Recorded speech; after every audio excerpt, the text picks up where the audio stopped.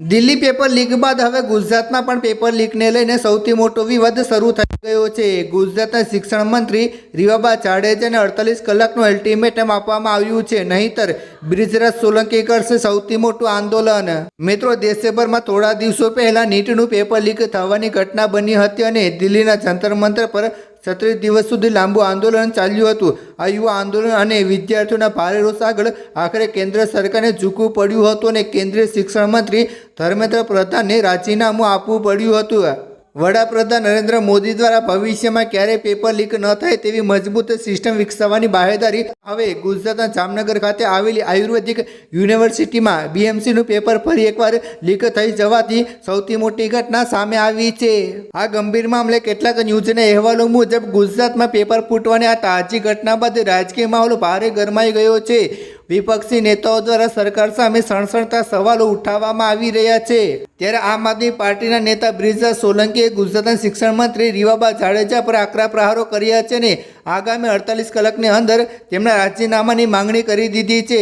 બ્રિજરાજ સોલંકીએ જણાવ્યું હતું કે દિલ્હીના જંતર મંતર પર જેએનજી વર્ગે જે વિરોધ પ્રદર્શન કર્યું અને નીટ પેપર લીક મામલે જે રીતે સરકારને નમતું ચોખ્ખું પડ્યું તેવી જ નૈતિક જવાબદારી હવે ગુજરાતમાં પણ સ્વીકારવી પડશે।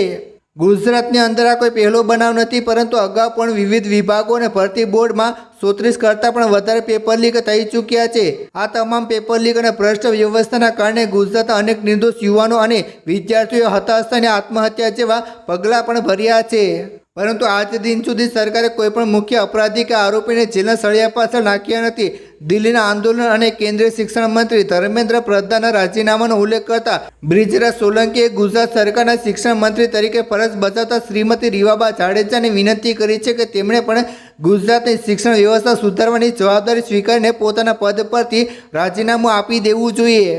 ગુજરાતના યુવાનો અને વિદ્યાર્થીઓના પ્રતિનિધિ તરીકે તેમણે શિક્ષણ મંત્રીને સ્પષ્ટ શબ્દોમાં 48 કલાકનું અલ્ટિમેટમ આપ્યું છે। જો 48 કલાકના નિર્ધારિત સમયમાં રાજીનામું આપવામાં નહીં આવે તો આગામી દિવસોમાં ગાંધી સિંધિયા માર્ગ ઉપર શાંતિપૂર્ણ આંદોલન કરવામાં આવશે અને જરૂર પડશે તો શહીદ આઝમ સરદાર ભગતસિંહના માર્ગ ઉપર પણ આંદોલન કરવાની પૂરેપૂરી તૈયારી રાખવામાં આવશે।